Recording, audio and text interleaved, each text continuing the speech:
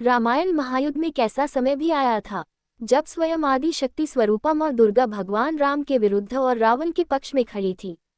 जी हाँ दोस्तों, ये देख भगवान राम ये हैरान रह गए थे, आखिर क्यों दिया आदि शक्ति नया धर्मी रावण का साथ। आप देख रहे हैं रामायण स्टोरी, तो चले करते हैं ज्ञान की बातें। वीडियो में आगे बढ़ने से पहले मेरे चैनल को सब्सक्राइब और वीडियो को लाइक अवश्य करें। रामायण हिंदू धर्म का वह पवित्र ग्रंथ है जिसमें मर्यादा पुरुषोत्तम भगवान श्री राम के जीवन का संपूर्ण वर्णन है। उनमें वनवास से लेकर सीता हरण और श्रीलंका पर चढ़ाई तक हर प्रसंग हमें धर्म का मार्ग सिखाती है। जब भगवान राम और रावण के आमने सामने आए तो भीषण युद्ध छिड़ गया। भगवान राम, जो स्वयं भगवान विष्णु के अवतार थे, पूरे प्रकरण से युद्ध कर रहे थे। उनकी वानर सेवा में अद्भुत शोर दिख रही थी, लेकिन युद्ध के शुरुआती दौर पर कुछ ऐसा हुआ जिसकी किसी ने कल्पना भी ना की थी। भगवान राम के हर शक्तिशाली प्रहार के बावजूद रावण का पलड़ा भारी होता जा रहा था।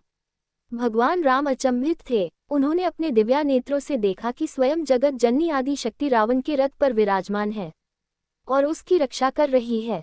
जब भगवान श्री राम अपने दिव्या अस्त्रों का प्रयोग करते तो माँ दुर्गा और विशाल रूप में प्रकट होकर उन बालों से अपने अवैध कवच पर झेल लेती और उन्हें निष्फल कर देती थी। भगवान राम के अस्त्र शस्त्र छेद होने लगे। वह सच में पड़ गए कि आखिर आदिशक्ति जो धर्म और शक्ति के प्रतीक है, वह न्याय और धर्म के पक्ष में क्यों खड़ी है।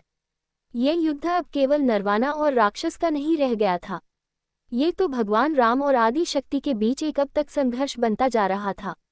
निराश होकर भगवान श्री राम ने अपने अनुभवी साथी जामवंत से पूछा है, जामवंत, जब स्वयं आदि शक्ति रावण की रक्षा कर रही हो तो मेरी डीजे कैसे संभव है। मात्र न्याय के साथ देती है, फिर आज आश्रम के साथ क्यों। तब जामवंत जी ने यह रहस्य खोला। उन्होंने बताया, प्रभु रावण ने पूर्व जन्म में घोर तपस्या कर्म दुर्गा को प्रसन्न किया था और उसने अपनी रक्षा का वरदान प्राप्त किया था। माँ अपने भक्त की तपस्या और वचनों से बंधी हुई है, इसीलिए वह अभी रावण की रक्षा कर रही है। लेकिन प्रभु रावण अहंकारी है। अगर वह अहंकार में रहकर भी तपस्या से माँ का पैचप सकता है तो आप तो साक्षात धर्म स्वरूप है, आप तो उसे कहीं शीघ्र माँ को प्रसन्न कर सकते हैं। जामवंत जी ने सलाह दिया, आप भी माँ दुर्गा का आराधना कीजिए, शक्ति को सिद्ध कीजिए। और दोस्तों, यहीं से शुरुआत हुई वो प्रसिद्ध पूजा को जिसे हम काल बोधन के नाम से भी जानते हैं। असम में माँ दुर्गा का आवाहन और पूजन किया जाता है।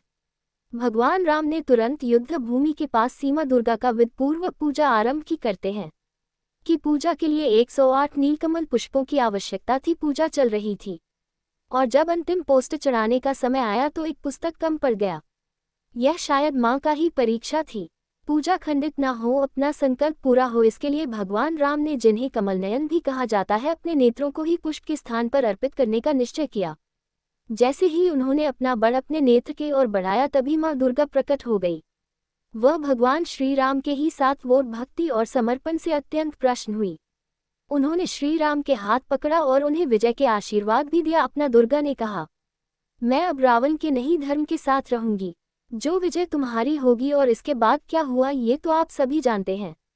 माँ दुर्गा के आशीर्वाद और संरक्षण प्रकार भगवान श्री राम अद्भुत पराक्रम दिखाया।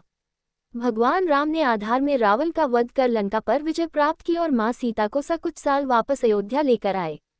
तो दोस्तों, यह थी भगवान राम और आदिशक्ति माँ दुर्गा से जुड़ा रोचक कथा। आपको रामायण का यह अनजना किस्सा कैसा लगा, हमें नीचे कमेंट बॉक्स में जरूर बताएं। रामायण से जुड़े ऐसे ही और रहस्यमय किस्से सुनने के लिए चैनल को सब्सक्राइब और वीडियो को लाइक अवश्य करें।